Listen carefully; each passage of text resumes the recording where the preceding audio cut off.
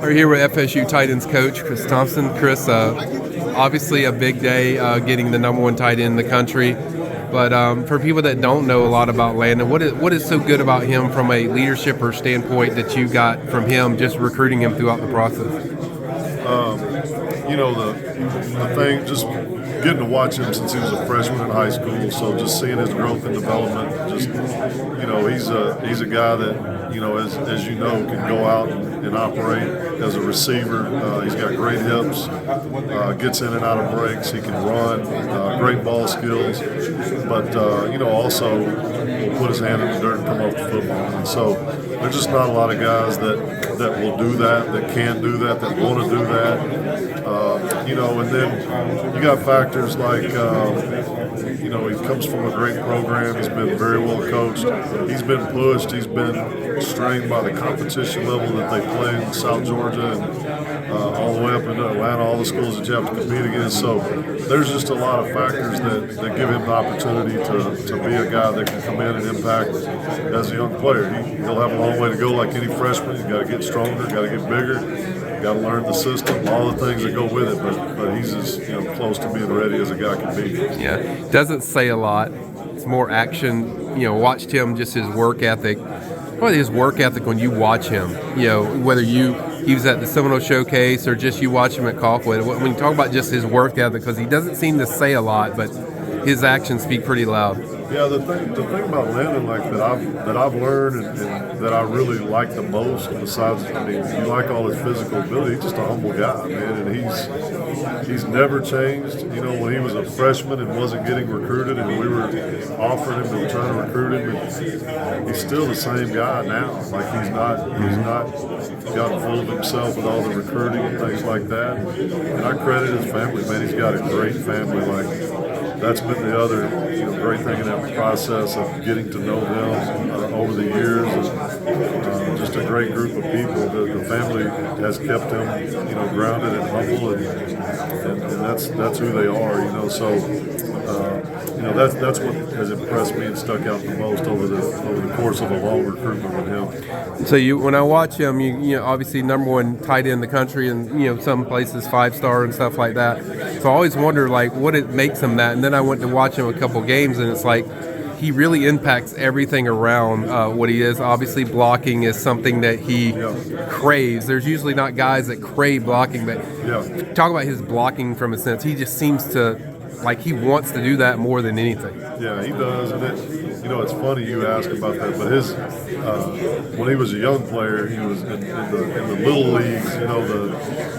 The Colquitt versus Valdosta when they played. And he was an offensive lineman when he was young. Okay. And a defensive lineman. So I think when he was young, having to be in those situations where you're having to go hand-to-hand in combat with guys, and I think got him used to that, and he knows he can impact the game. A lot of guys, you really have to try to convince them that you can have an impact on the game blocking, but he knows it, and he, like you said, he wants to do it.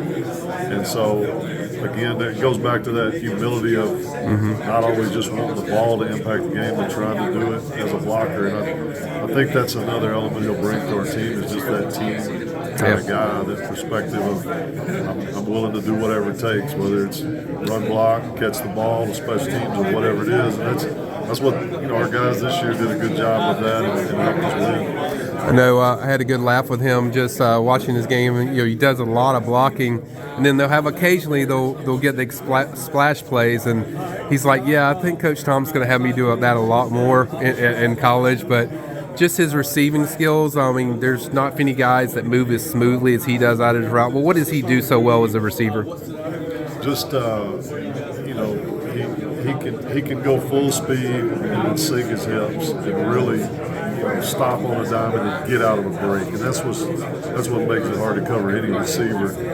But when you're 235 pounds, it's just a lot harder to do that. And then he's got great ball skills. He's got all the things that it takes to operate in that way, and he's got a good feel. He's just got a good natural feel, and he's an explosive player.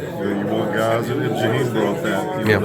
That element of you're in 2 minutes right before the half against Wake Forest, and he hits a seam ball, and can get down the field. Like, not a lot of tight ends can really do that.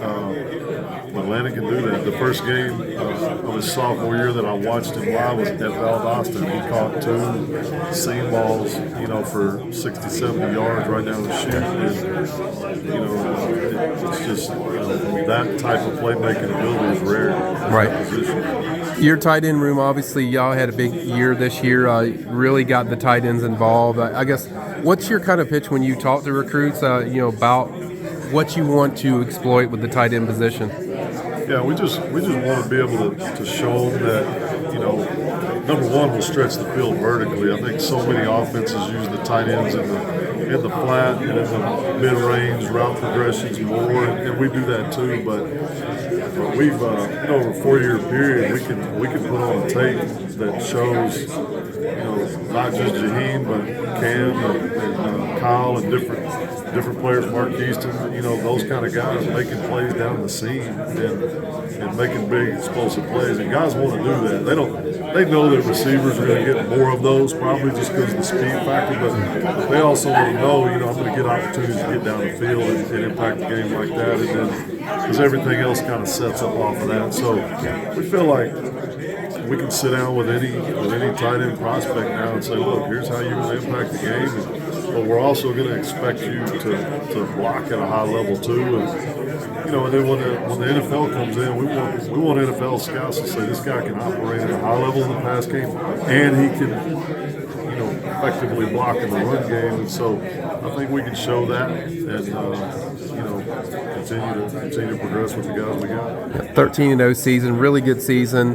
What's been kind of the feedback with recruits, whether they're this year, next year, or following, just how they view FSU now, how they look at you guys? I think that perception has gradually changed and gotten a whole lot better. And then obviously this season, we've gone from 3 to 5 to 10 to 13 wins, and so you're able to show that progression. You're able to show as a staff that, hey, we can take players like you. We know what it looks like. We can plug you in, and if you'll just come in and put in the work that Coach Norvell and everybody's asking you to do, that success is going to follow. And so we were kind of selling a dream 4 years ago, and now we got a little bit more reality. But as we all know, you got to go right back to work and keep doing that. So we're excited about the future.